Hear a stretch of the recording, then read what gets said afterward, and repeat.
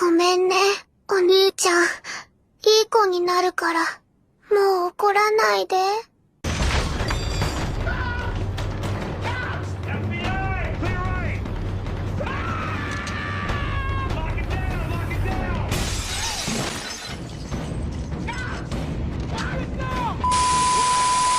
Japão, um país com uma das menores taxas de criminalidade, mas com uma taxa crescente de abuso infantil. Oi, sou eu, seu amigo de sempre, o Miranha Otaku, e já vai deixando o seu like aí e pelo amor de Deus ativa esse sino aí, mano, pra não perder os próximos vídeos. A palavra Lolicon é a abreviação de algo chamado Complexo de Lolita ou Lolita Complex, que vem do livro Lolita de Vladimir Nabokov. Esse livro foi publicado na França em 1955 e é uma polêmica obra que fala de um assunto delicado, uma pré-adolescente que é seduzida por um homem de meia idade. Esse termo foi utilizado pela primeira vez no Japão na década de 70. Tempos depois, o termo Lolicon começou a ser usado em mangás doujinshis para descrever histórias eróticas sobre meninas. Nesses meios de comunicação, personagens femininas infantis são mostrados em conotações eróticas fofas. Uma coisa que é sempre vista por todos em relação a isso é uma jovem usando um uniforme escolar bem apertado.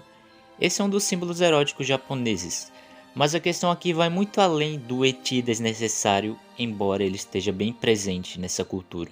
Quando dizemos lolicon, estamos querendo nos referir a uma pessoa que sente atração por garotas geralmente fictícias pré-adolescentes. Elas são chamadas na maioria das vezes de lolis. São garotas que aderem à moda lolita e se vestem de forma infantil mesmo sendo maiores de idade, e acabam sendo apelidadas de loli, que é uma abreviação da palavra. Ou até mesmo personagens claramente crianças, mas que são maiores de idade. Elas são frequentemente retratadas em tipos de mídia japonesa como mangás, animes, doujinshis.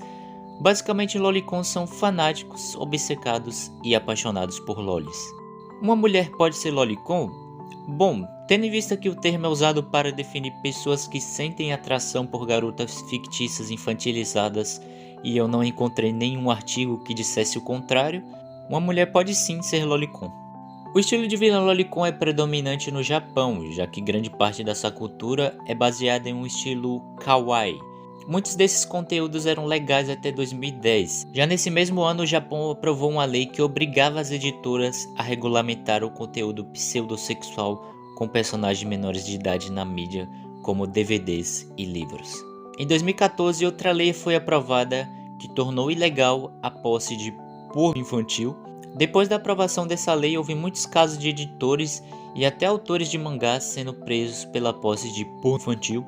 Apesar da lei ter surgido em 2014, ainda há bastante normalização na sexualização infantil em toda a cultura pop japonesa, seja com idols, mangás, animes e jogos. Apenas se passaram 7 anos da lei. Para piorar sua imagem no mundo, o Japão era o único país nos blocos de países mais desenvolvidos no mundo que ainda não tinha proibido a porno infantil até 2014. E mesmo depois de proibir, ela ainda continua de forma indireta, como todos nós já sabemos. As crianças são alvos fáceis por serem ingênuas e inocentes, e acabam caindo na lábia de representantes obscuros, e inclusive aceitam papéis porque os próprios pais permitem. As crianças são na faixa de 6 a 10 anos de idade e se expõem a books de fotos sensuais com roupas sexys.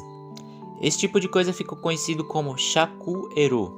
Esses packs são vendidos e chegam a faturar milhões de ienes, em torno de 4 a 5 milhões de ienes, que seria algo em torno de 198 mil a 247 mil reais. Bom, perceberam que a indústria é bastante lucrativa, ainda que a violência não seja física.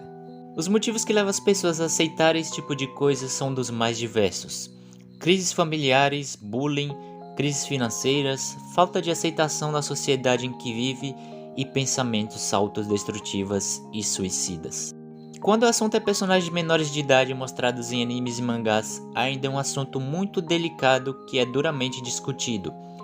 Existe o lado que defende a liberdade de expressão, que fala que o mundo 2D é um mundo de fantasia e não tem nada a ver com o mundo real, e o lado que acredita que lolicon ainda é infantil e além disso incentiva pessoas mais jovens a consumirem esse tipo de conteúdo. Muitas vezes as lolis são personagens com 200 bilhões de anos e as pessoas dizem: ah, ela é criança, mas tem 2 bilhões de anos, então tá tudo bem, não é crime. Bom, talvez não seja considerado crime, pelo menos não burlando a lei assim, né? Mas isso não exclui o fato de que um adulto que sente atração por isso, bom, convenhamos, tem algo errado. Muito se é discutido porque as pessoas gostam do lifestyle lolicon, mas não se consideram pedófilos. Muitos dizem que eram menores quando viram o material em questão, o que faz sentido até, né? Só que não. Além disso, até a década de 1990, as leis de obscenidade no Japão proibiam a representação de pelos pubianos em animes e mangás. Muitas pessoas acreditam que ajudou as pessoas a gostarem do estilo loli. Outras simplesmente disseram que preferem as garotas mais bonitas e inocentes do que os papéis femininos adultos, fortes e sérios em muitas séries de animes e mangá. Esse fetiche dos japoneses é muito criticado socialmente e não é para menos. Enquanto em muitos países esse tipo de coisa é banalizada, no Japão costuma ser normal. Lolicon e Shotacon, por exemplo, são termos usados para definir uma mulher e um homem adulto que sentem atração por uma pessoa mais jovem. O Japão acaba se envolvendo em algumas polêmicas. Com o pensamento de conter os pedófilos, algumas empresas chegaram a lançar bonecas infláveis com idade até 5 anos para pedófilos. Segundo a empresa, o produto ajudaria a conter os impulsos sexuais. E essa questão de público infantil não para por aí.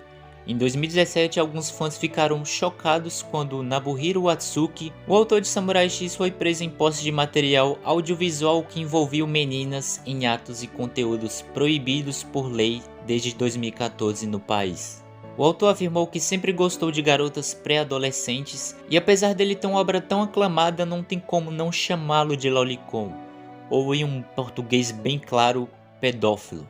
E esse não é um caso isolado, muito menos único. Os casos de abuso infantil têm crescido absurdamente nos últimos anos no Japão. Eu não posso deixar de dizer que o que nos leva a pensar que ser um pedófilo é cultural é vermos muitos animes e mangás sexualizarem menores de idade. É uma linha tênue que segue porque pessoas não deixam de consumir a indústria e a indústria não deixa de comercializar. Porém, não se engane.